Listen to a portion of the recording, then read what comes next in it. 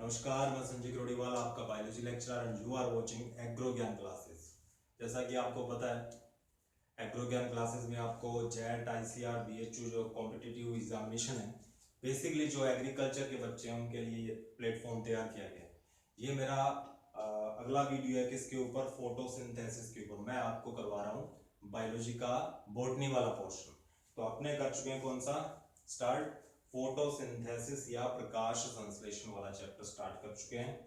और इसमें अपनों शुरुआत में कुछ बेसिक नॉलेज लिया है जो अपने प्रीवियस क्लासेस में भी छोटी कक्षाओं में पढ़ते आ रहे हैं कि प्रकाश संश्लेषण क्या है, उसमें CO2 और H2O मिलकर क्या तैयार करते हैं, और बाई प्रोडक्ट सह उत्पाद के रूप में कौन सी गैस निकलती है, वगैरह वगैरह। और उसके बाद अपने कुछ वैज्ञानिकों के नाम भी पढ़े हैं। रेबिनोविच पढ़ा हुआ, अपनों ने रूबेन और कामिन भी पढ़ा है, और CB वॉन नील भी पढ़ा है। ये सब अपने प्रीवियस क्लासेस में कर चुके हैं। और साथ ही साथ उन्होंने क्या किया है, क्लोरोप्लास्ट या हरित लवक की संरचना पढ़ ली, जिसके अंदर ग्रेना और स्ट्रोमा वाले दो भाग होते हैं। और ये एक कैसा कोशिकांग है, ये है semi autonomous cell organelle. Semi autonomous cell organelle बोल दो, या हिंदी में बात करें तो अर्ध स्वायत्त शासी कोशिकांग, क्योंकि इसके पास खुद का DNA, खुद का राइबोसोम। अब अपने आज का जो टॉपिक वो कौन सा है, नेचर ऑफ लाइट, प्रकाश की प्रकृति। ये आज का अपना टॉपिक रहेगा। इसमें अपने अब कंटिन्यू करेंगे। क्या क्या पढ़ने वाले हैं, दोहरी प्रकृति, प्रकाश की कौन सी दोहरी प्रकृति या ड्यूल नेचर। PAR क्या होगा उसके बारे में पढ़ेंगे। रेड और ब्लू लाइट का क्या इफेक्ट पड़ता है, क्या प्रभाव पड़ता है प्रकाश संश्लेषण के ऊपर। और एक है क्वांटम यील्ड या क्वांटम लब्धि क्या है, इनके बारे में अपने डिस्कस करेंगे। तो सबसे पहले है अपने पास दोहरी प्रकृति या ड्यूल नेचर। क्या होता है, पहले लोग मानते थे, पहले क्या मानते थे कि प्रकाश है वो किस रूप में आ रहा है, कणीय स्वरूप में आ रहा है। अपने ये जो सूर्य का प्रकाश आ रहा है वो कणीय स्वरूप या पार्टिकल फॉर्म में आ रहा है। किस फॉर्म में आ रहा है, पार्टिकल फॉर्म में आता है, कणीय स्वरूप में। और कुछ जो बुद्धिजीवी इंटेलेक्चुअल पर्सन थे, वैज्ञानिक थे, वो मानते थे कि इसकी कौन सी प्रकृति होती है, तरंग प्रकृति होती है, या वेव नेचर, तरंग प्रकृति में आता है। और कुछ लोग मानते थे कि ये कणीय स्वरूप में। लेकिन आज अगर अपने परिवेश में देखें आज के समय में, तो ये इसकी प्रकृति मानी गई है दोहरी। ये तरंग प्रकृति में भी आता है और साथ में पार्टिकल फॉर्म में या कणीय स्वरूप में। तो कह सकते हैं कि प्रकाश की दोहरी प्रकृति होती है, ड्यूल नेचर होता है। वो कणीय स्वरूप में भी होता है और तरंग प्रकृति में भी आता है। तो वाकई में पार्टिकल्स क्या चीज है, कणीय स्वरूप या पार्टिकल्स क्या है, मैं यहां लिख रहा हूं। ये जो कणीय स्वरूप या पार्टिकल्स हैं उनको क्या बोलते हैं अपने, क्वांटा। क्या बोलते हैं, हिंदी में लिख देते हैं क्वांटा। अगर सिंगल है, इकलौता है, तो उसको बोलेंगे क्वांटम। बहुत सारे हैं तो बोल देंगे क्वांटा। तो जितने भी ये प्रकाश जो आ रहा है अपनी ओर, पृथ्वी की ओर, तो वो किस स्वरूप में आ रहा है, पहला एक कणीय स्वरूप में और दूसरा कौन सा, तरंग स्वरूप में। तो कणीय स्वरूप को जो कण आ रहे हैं पार्टिकल फॉर्म में, उन कणों को क्या बोलेंगे, क्वांटम। एक को बोलेंगे क्वांटम और बहुत सारे हैं तो क्वांटा। ये कैसे छोटे पैकेट में आती है, इन पैकेट को क्या बोल देंगे, क्वांटम या क्वांटा। अब हर एक पैकेट के अंदर एक निश्चित मात्रा में क्या रहती है, एक सर्टेन क्वांटिटी रहती है किसकी, एनर्जी की। तो एनर्जी किस रूप में आएगी, तरंग। तो इन हर एक क्वांटम के अंदर क्या रहेगा, ऊर्जा रहती है,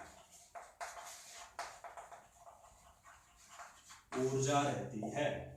इन छोटे पैकेट में, इन छोटे कणों में, इन छोटे क्वांटम के अंदर एक निश्चित मात्रा में ऊर्जा रहेगी, एनर्जी रहेगी।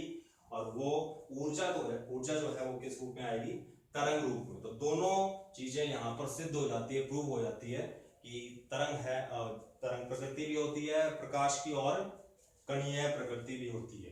कणों को बोलते हैं अपने क्वांटम या क्वांटा, फोटोन भी कह सकते हैं। और इन फोटोन के अंदर या क्वांटम के अंदर, इन कणों के अंदर एक निश्चित मात्रा में ऊर्जा रहती है, और ऊर्जा अपने को पता है तरंग स्वरूप में आती है। तो ये हो गया दोहरी प्रकृति। दूसरा क्या है, यहां पर PAR है, इसको समझते हैं, मोस्ट इंपॉर्टेंट थिंग है यहां पर PAR। ये PAR क्या है, देखिए PAR, अगर इसका अपने एक्सपेंड करें, फुल फॉर्म लिखें, विस्तार करें इसका, तो क्या होगा? पी का क्या बनेगा? फोटोसिंथेटिकली, फोटोसिंथेटिकली, पी का क्या बनेगा? फोटोसिंथेटिकली। ए का क्या बनेगा? एक्टिव, क्या बनेगा? एक्टिव, ए का एक्टिव। और आर का क्या होगा? रेडिएशन, आर का हो जाएगा रेडिएशन। तो ये हो गया फोटोसिंथेटिकली एक्टिव रेडिएशन। हिंदी में बात करें तो इसको बोलेंगे प्रकाश संश्लेषी सक्रिय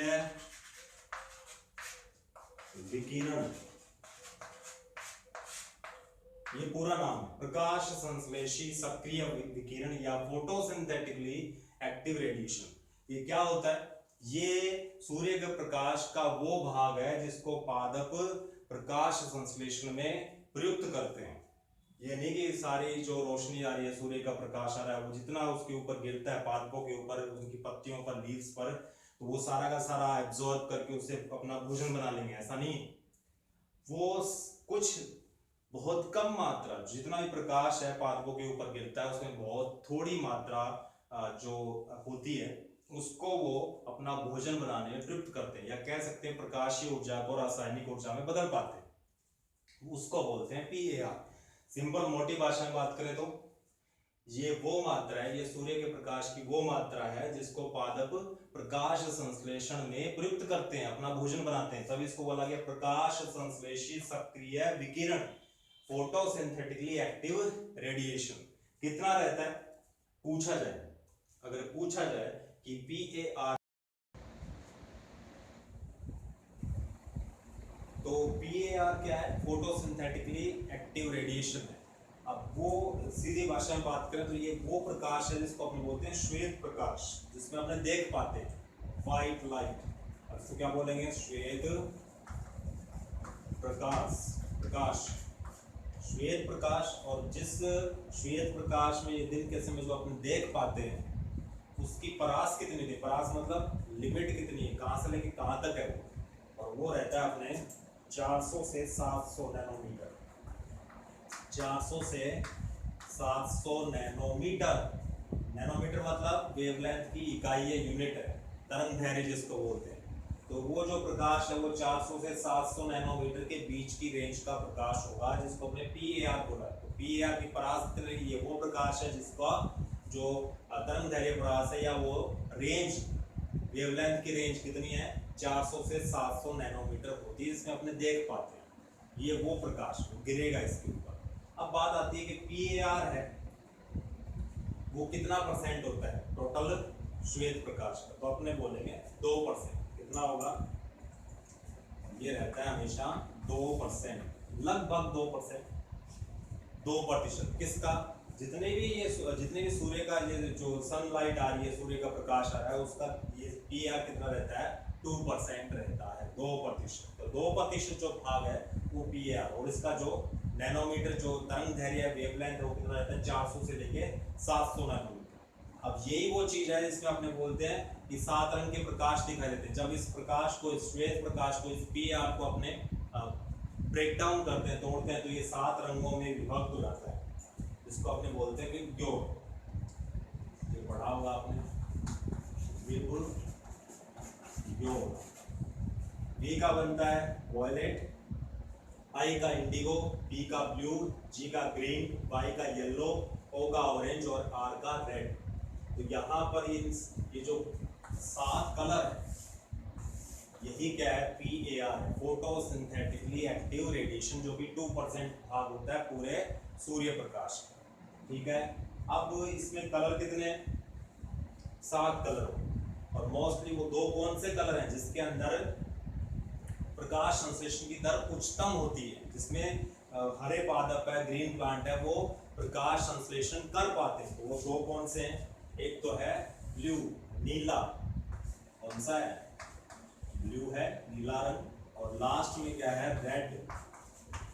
ये 2 वो कलर हैं जिनके अंदर प्रकाश संश्लेषण की दर है या प्रकाश संश्लेषण हो पाता है मैक्सिमम। तो अगला अपने पास टॉपिक था या अगला अपने पास हिंट कौन सा था, रेड और ब्लू कलर। अब इस पे चर्चा करें। रेड कलर की परास कितनी होती है, मैंने कहा ये 400 से लेकर 700 नैनोमीटर की परास रखता है कौन, PAR। अब इसमें 7 कलर है, तो ब्लू कलर 400 से लेकर 700 नैनोमीटर के बीच में कहां सेट बैठता है। इसी तरह से रेड कलर है, उसकी तरंगदैर्घ्य कितनी होती है वो मैं आपको अब बताने जा रहा हूं। डस्टर दो, डस्टर छुपा के रखते हैं। तो यहाँ पर रेड और ब्लू कलर की तरंगदैर्घ्य बता।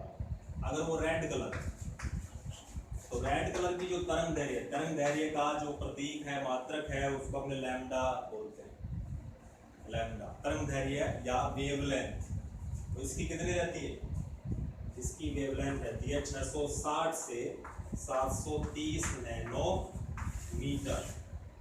कितनी रहेगी, 660 से 780 नैनोमीटर। कितनी रहेगी, 660 से 780 नैनोमीटर तरंगदैर्घ्य उच्चतम है इसकी। इन 7 रंग के प्रकाश में सबसे ज्यादा जो तरंगदैर्घ्य या लैम्डा या वेवलेंथ है वो किसकी ज्यादा रहती है, रेड कलर की, लाल रंग की। वो होती है 660 से 780 नैनोमीटर।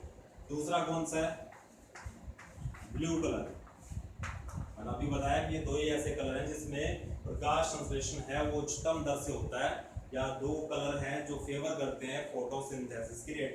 तो ब्लू कलर का जो तरंगदैर्घ्य प्रकाश तरंगदैर्घ्य जो रेंज है, लिमिट है, परास है, वो कितनी रहेगी, यहाँ पर अपने बोले है परास कितनी होगी, उसकी तरंगदैर्घ्य रहती है 390 से लेकर 430 नैनोमीटर।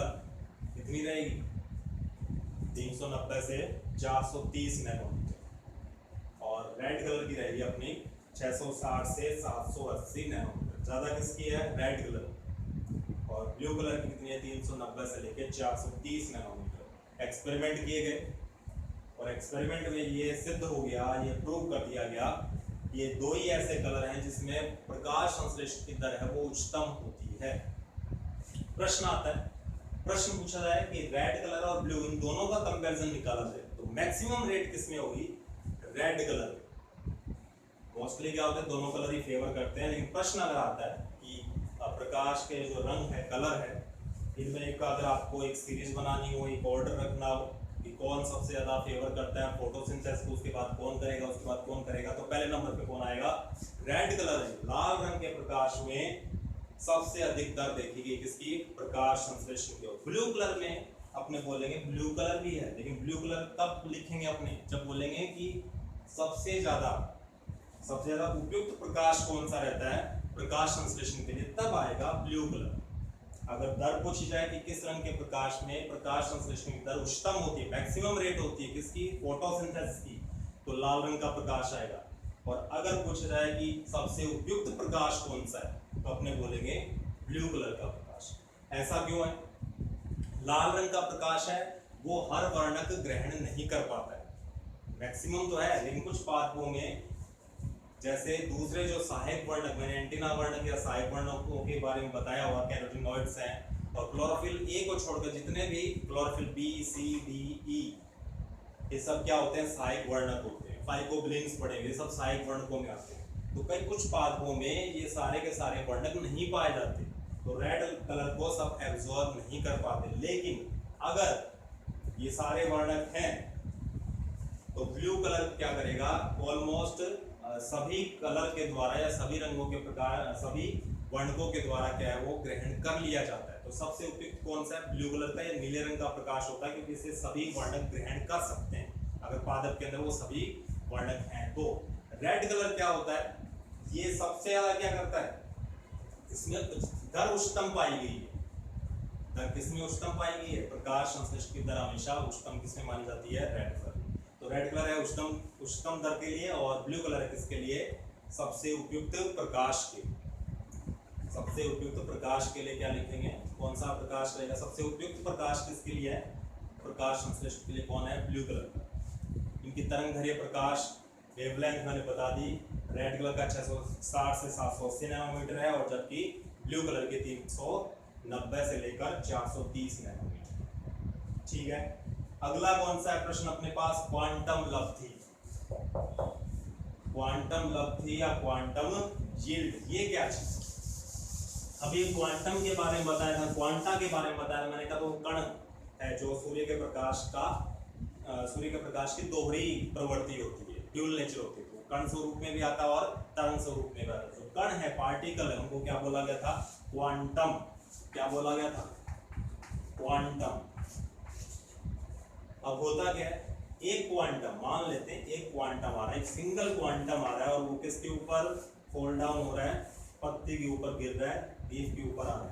तो लीफ के अंदर क्लोरोप्लास्ट है, हरित लावा में बहुत सारे वर्णक है जो इसको एब्जॉर्ब करेंगे, इसको अवशोषित करेंगे, एक क्वांटम को या कह सकते हैं इस प्रकाश को। तो एक क्वांटम अवशोषित करने के बाद पादप कितनी मात्रा में, कितने अणुओं के रूप में ऑक्सीजन को निर्मुक्त करते हैं, क्योंकि हमने शुरुआत में पढ़ चुके हैं कि प्रकाश संश्लेषण में सह उत्पाद ग्लूकोज के साथ क्या बनता है, ऑक्सीजन। तो कितने ऑक्सीजन के अणु निर्मुक्त होते हैं, एक क्वांटम सूर्य के प्रकाश में। तो ये क्वांटम लब्धि या क्वांटम यील्ड क्या हो गया कि एक क्वांटम आपतित होने पर पादप कितनी मात्रा में या कितने अणु ऑक्सीजन के निर्मुक्त करता है, वो है अपना क्वांटम लब्धि या क्वांटम यील्ड। ठीक है, तो ये अपना आज का नेचर ऑफ लाइट वाला कंप्लीट हो गया। नेचर ऑफ लाइट या प्रकाश की प्रकृति, ये टॉपिक अपना कंप्लीट हो गया। लास्ट एक क्वेश्चन और छोड़ जाता हूँ। लास्ट क्या है, ये जो ग्रीन कलर की लाइट है, अब हमने सबकी बात कर ली, मोस्टली अपने पास ब्लू और रेड लाइट थी जो मैक्सिमम फेवर करती है किसको, फोटोसिंथेसिस। ग्रीन कलर की लाइट में फोटोसिंथेसिस या तो रुक जाता है या बिल्कुल ही नगण्य हो जाता है। ऐसा क्यों, नेग्लिजिबल क्यों हो जाता है या जीरो स्टॉप क्यों हो जाता है, सवाल आपके लिए, इसका उत्तर आपको देना है। नेक्स्ट वीडियो में मैं आपको उसका उत्तर बताऊंगा। अगर आपको उत्तर पता है तो आप कमेंट बॉक्स में लिख सकते हैं कि ग्रीन कलर की रोशनी में, हरे प्रकाश में प्रकाश संश्लेषण की the rate of photosynthesis falls down क्यों हो जाती है, फोटोसिंथेसिस की दर कम क्यों हो जाती है या नगण्य क्यों जाती है, बंद क्यों जाती है। तो आज के लिए इतना ही काफ़ी है, और पढ़ते रहिए, जुड़े रहिए और प्रिपरेशन करते रहिए। धन्यवाद।